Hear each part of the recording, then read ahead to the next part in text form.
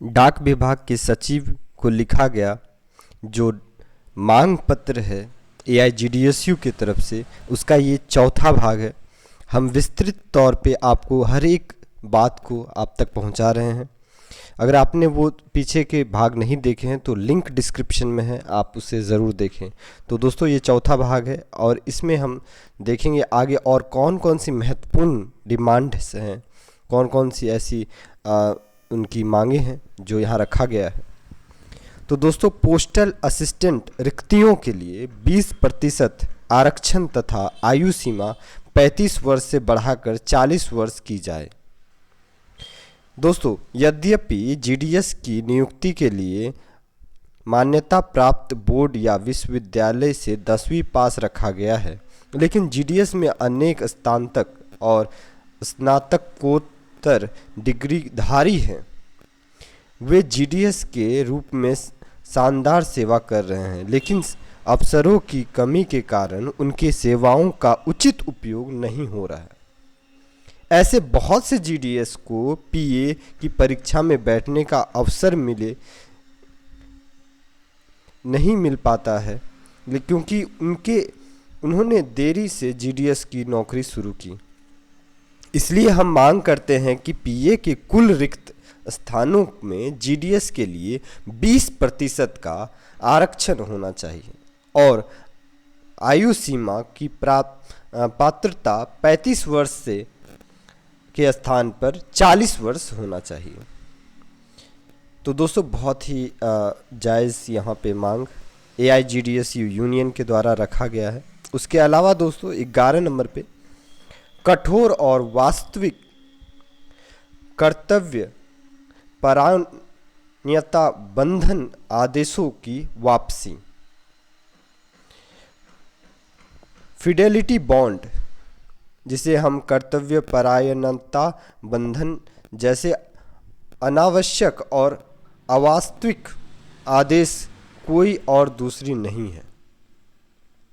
इस तर्क के पीछे अनेक जायज़ कारण हैं। जीडीएस द्वारा किए गए घाटे और घोटाले के मामले बहुत ही कम हैं, जबकि अन्य द्वारा किए गए भारी घोटाले और घाटे के मामले कहीं अधिक हैं। लेकिन दूसरे कर्मचारी इन्हीं हालात में ऐसे फिडेलिटी बॉन्ड देने से मुक्त है। दूसरी सच्चाई यह है कि शायद ही कोई मामला हो जब बॉन्ड कार्यान्वित करने वाली संस्था ने घाटे के रूप में एक पैसा भी वसूला किया हो। तीसरा तथ्य है कि जीडीएस को आय के साधन के रूप में खेती या जमीन जायदाद दिखानी पड़ती है। यदि यह घाटा जीडीएस की गलती के कारण होता है तो उसकी परेशानी को समझा जा सकता है।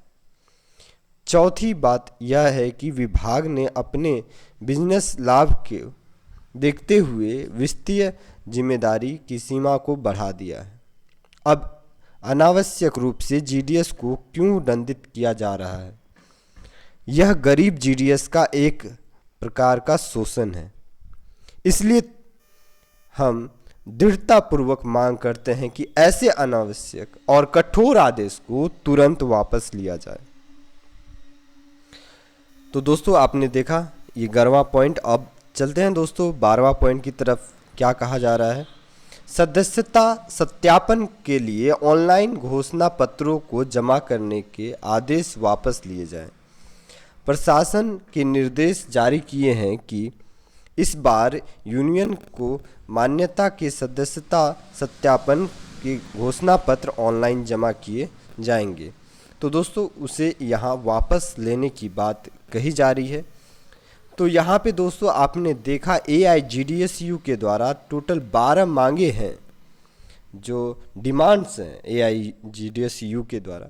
तो हर एक पार्ट में मैंने विस्तृत रूप से आपको इसकी जानकारी दी। आपको कैसा लगा वीडियो ज़रूर कमेंट के माध्यम से बताएं। एक लाइक करके हमें मोटिवेट करें, चैनल को ज़रूर सब्सक्राइब करें, क्योंकि यहाँ पे ग्रामीण डाक सेवक और डाक विभाग से संबंधित तमाम इन्फॉर्मेशंस, चाहे वो यूनियन से हो, चाहे वो विभाग से हो, चाहे वो नए जीडीएस की संबंध में हो, तो आपकी तमाम समस्याओं का यहाँ पे जो है आपका समाधान मिल सकता है। तो प्लीज़ चैनल को ज़रूर सब्सक्राइब करके बेल आइकन प्रेस कर दें और शेयर करें अपने मित्रों के साथ। शुक्रिया, धन्यवाद हमारे साथ यूं ही बने रहने के लिए।